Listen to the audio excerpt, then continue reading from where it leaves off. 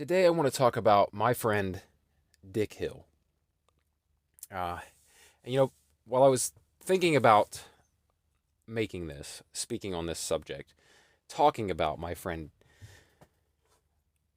I was hesitant to call him my friend because, we weren't friends in the traditional sense. We never met in person. I didn't know him most of his life.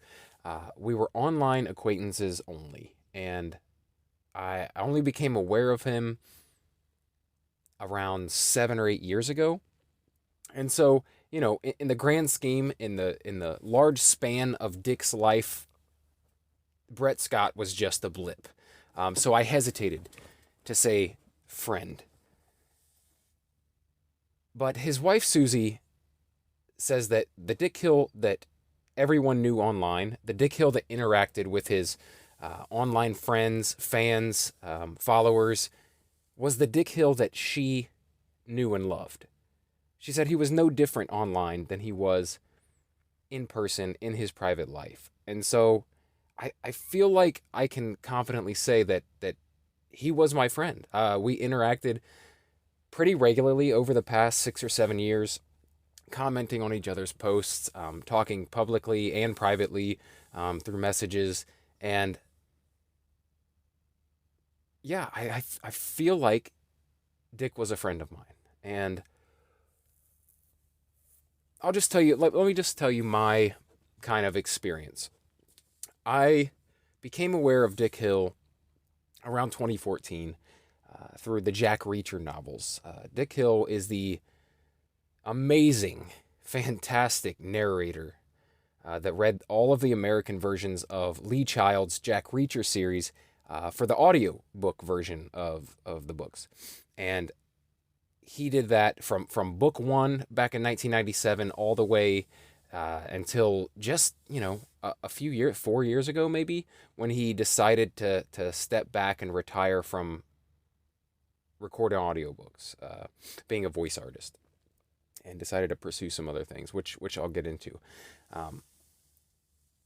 But I found him because I was just so impressed and so in love with his narration style, and to me he was Jack Reacher. And he had been doing this voice acting, I guess you call it, this narration. He'd been doing this since the 80s, and before that he was in theater, and he accomplished so much throughout his life. He did so many different things. But yeah, as I said, I found him through narrating the Jack Reacher books, and like I said, to me, he was Jack Reacher, and I declared that to him the first moment I interacted with him online. I said, "You are Jack Reacher. I don't care whoever else narrates the books. I don't care who plays them in films or TV series.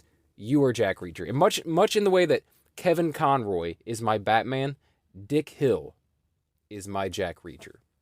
And I think a lot of you probably feel the same. He was, I think, most notably known for his Jack Reacher narration, probably above all other things. Even though, as I said, he was a stage actor, a director, did voice narrations for books for like 30 years, 40 years. So there's other ways you could have found Dick Hill. You may have found him through some other narration or some other means, but that is how I found him, and I think a lot of his fans found him as the voice of Jack Reacher. And in a strange twist, I reached out to him. I friended him online, and this was a couple of years before he retired from doing the Jack Reacher novels, which were the only novels he was continuing to do at that time because he enjoyed them so much. He had a great relationship, I guess, with Lee Child, and loved narrating those books. He loved the Jack Reacher stories. And he had retired from all other narration. He wasn't recording any other books, but he loved the Jack Reacher books so much that he continued doing that. He called himself semi-retired for like 5-6 years, where he would only do the Jack Reacher books every year. And I just thought that was so cool, because I was such a fan of the character, and he was such a fan of the character. Even though, he read those books for a job, he did it for a living, he loved the stories. and he loved the character just like we did. And so I found him through that. I made friends with him online, and then in the twist, I realized we had a mutual friend, and that mutual friend was someone from my past that had known Dick for 30 plus years, and oddly enough, Dick Hill, through conversations that happened between this other person and Dick, knew of me long before I knew of him. Long before. So it was interesting when we got talking to find out that, you were that kid, because at the time that he had heard about me, I was like a 17-year-old kid. You're that kid that she was talking about. So it was interesting. It was interesting. It was like a strange twist of fate. And he wasn't that far from me. He lived up in Michigan. I'm down in Ohio. And so, I don't know. It was just really neat. And he was so welcoming to the people that followed him. I don't know how many followers and fans actually like seek out voice narrators online. But I know that Dick Hill had a lot of followers that loved his voice work. Like, that is how they knew him, and that is why they followed him on Facebook. And Dick loved to interact. Dick loved to post. He was well into his 70s. He continued to post several times a day, daily, whether it was talking about the dinner that he and his wife made that evening or enjoyed, TV shows that they were watching, films that they enjoyed watching, books that they were reading, and just pouring his heart out. And then to be able to watch him after he fully retired and embark on a different artistic journey, where he got into painting for the first time and just went all in. I mean, he became a full-on painter. So I think he was just an artist, at heart. He was an artist in every sense of the word, and it just came out in whatever way it wanted to express itself. And, for years it was theater acting and voice acting and voice narration and directing and singing. And in the last 4 years of his life or so, he developed a love for painting and painted so many pieces of art in that time span. And sold them for charity, and he was just a cool guy, man. He was so cool to follow. He was so cool he was very introspective. He was very thoughtful. He was always kind of putting out his thoughts on things and on himself and on life. And I think one of the most beautiful things was to watch him live his life in the face of certain death, and to face that with such, I don't even know how to word it. He such dignity. He met the end of his life in such a way that, like I said, he was always positive. He was always seeing the beauty around him, always seeing the beauty in life, and appreciating the moments that he had with his family, and people online, even, his friends. And it was just amazing. It was amazing to watch. It seems strange to say, but it was amazing to watch him in the twilight of his life. It was amazing to watch the way that he embraced, the final years, months of his life, and the dignity in which he pursued that. The way that he decided at one point to forego cancer treatments and just live his life in the way that he wanted to. He didn't want to live the last bit of his life suffering through intense treatments, trying to battle this cancer back again, because he had already, I believe, went into remission once. And when it came back,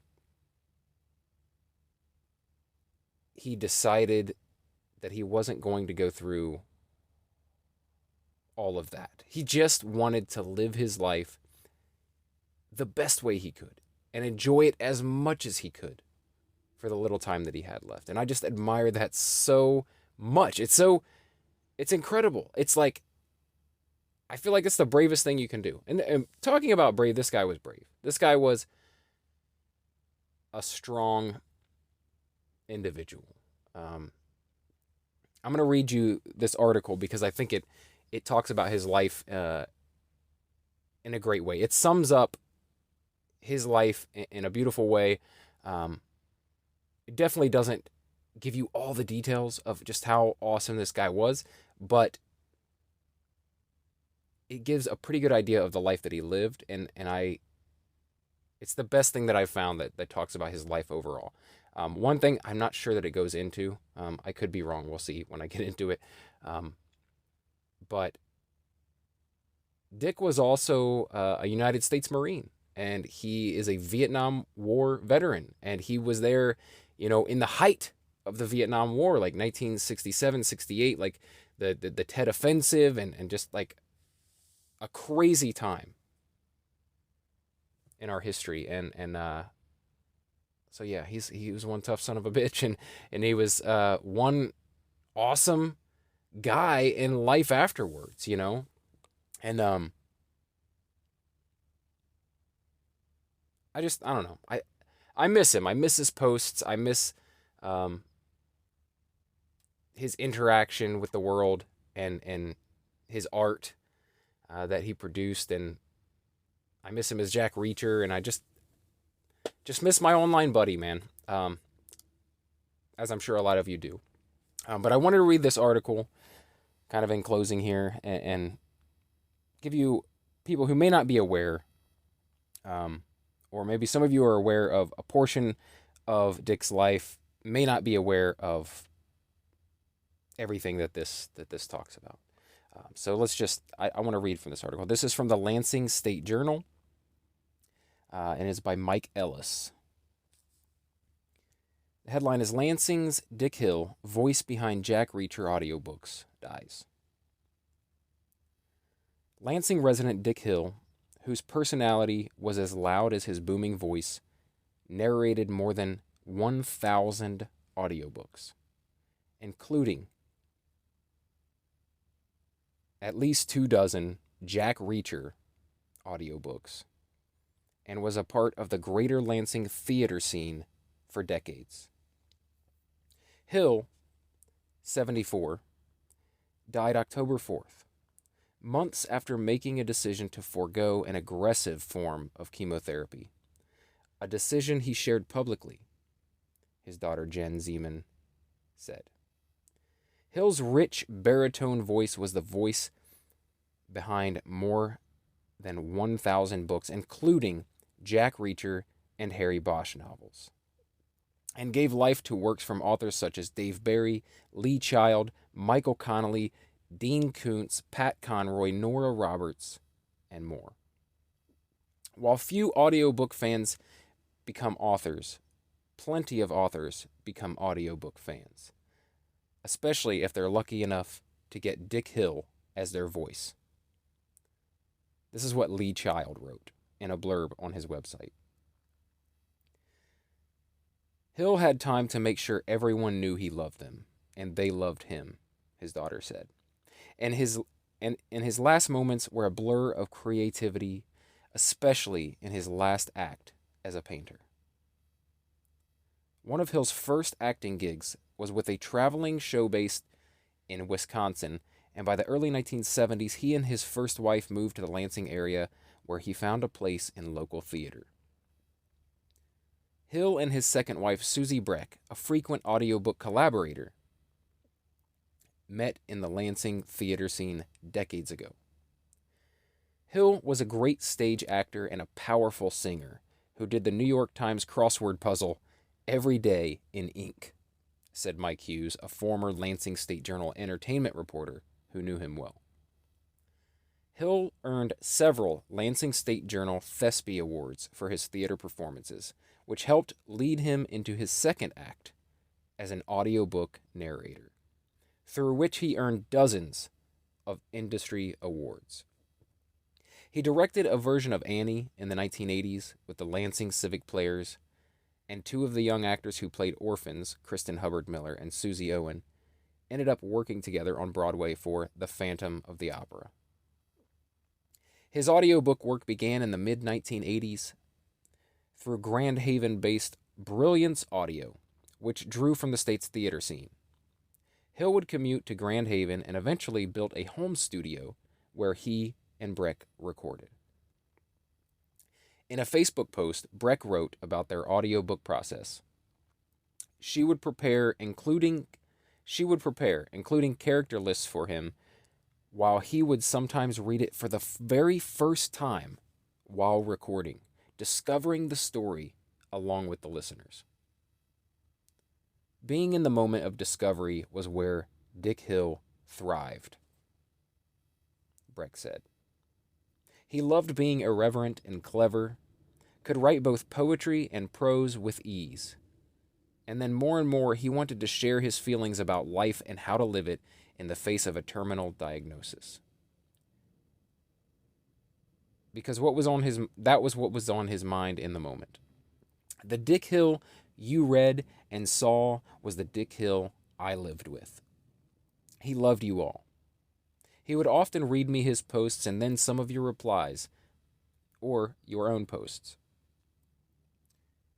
You were his community, his peanut gallery, his fellow travelers, his church. This is what Susie Breck wrote in a September Facebook post. It was how Hill lived, taking in the moment and wanting to make sure others do the same. He had a gift. He could pick up and clue in on how this character needs to be read and played.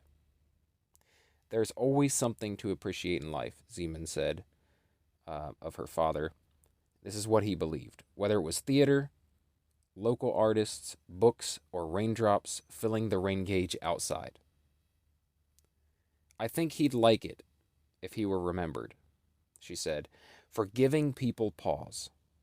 There's always something to appreciate.